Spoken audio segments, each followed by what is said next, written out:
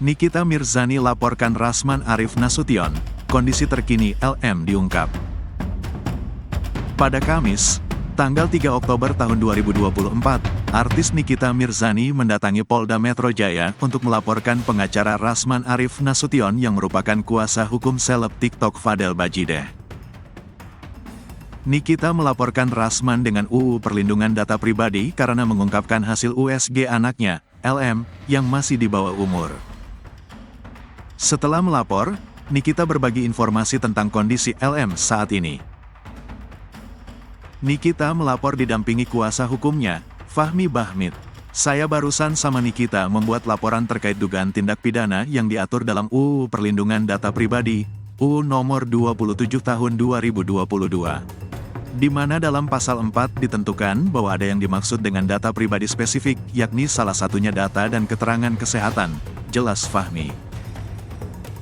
Berdasarkan pasal 65 Jo pasal 57 perbuatan seseorang yang menyebarluaskan adalah perbuatan pidana yang diatur dalam UU Perlindungan Data Pribadi, imbuhnya.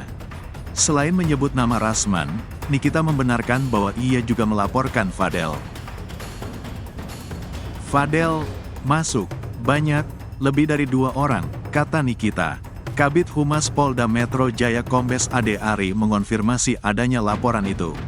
Ade menuturkan bahwa Nikita merasa dirugikan dengan perbuatan Rasman yang memperlihatkan ke publik hasil USG milik LM. Kata Nikita, lantaran LM masih di bawah umur maka semua yang berkaitan dengan sang putri harus tas izinnya. Karena ada satu hal yang harusnya tidak boleh disebarkan, diberitahu ke khalayak ramai, apalagi sampai wartawan tahu menjadi konsumsi publik juga, ujar Nikita tentang alasan melapor. Ancaman hukuman yang dikenakan 4 tahun penjara. Nikita mengatakan, sebelum ke Polda ia mengirimkan buku bacaan untuk LM. Saat ini LM masih dititipkan Nikita di rumah aman melalui UPTPP PA DKI Jakarta. LM aman, dia masih di safe house. Tadi juga hari ini dikirimin buku untuk dia baca. Dia belajar, karena kebetulan kan dia memang pintar sekali, ujar Nikita. Nikita menyebut putrinya itu sejak dahulu memang pintar dan memiliki IQ yang tinggi. Selain buku, Nikita juga mengirimkan kacamata dan perlengkapan belajar lainnya. Karena kan selama di sana enggak megang HP, enggak bisa berkomunikasi dengan siapapun kecuali saya, tutur Nikita. Ia mengaku belum menjenguk LM karena belum boleh dijenguk. Dari penuturan Nikita dia mengaku langkahnya terhadap LM didukung oleh ayah kandung sang putri alias mantan suaminya. Iya pasti, kata Nikita. Ayah LM yang diketahui bernama Aizawa belum menjenguk LM di rumah aman karena kata Nikita memang belum boleh dijenguk.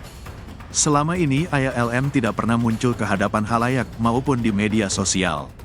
Adapun perkembangan kasus dugaan persetubuhan dan aborsi oleh Fadel yang dilaporkan Nikita ke Polres Metro Jakarta Selatan masih bergulir. Hari ini, Jumat, tanggal 4 Oktober tahun 2024.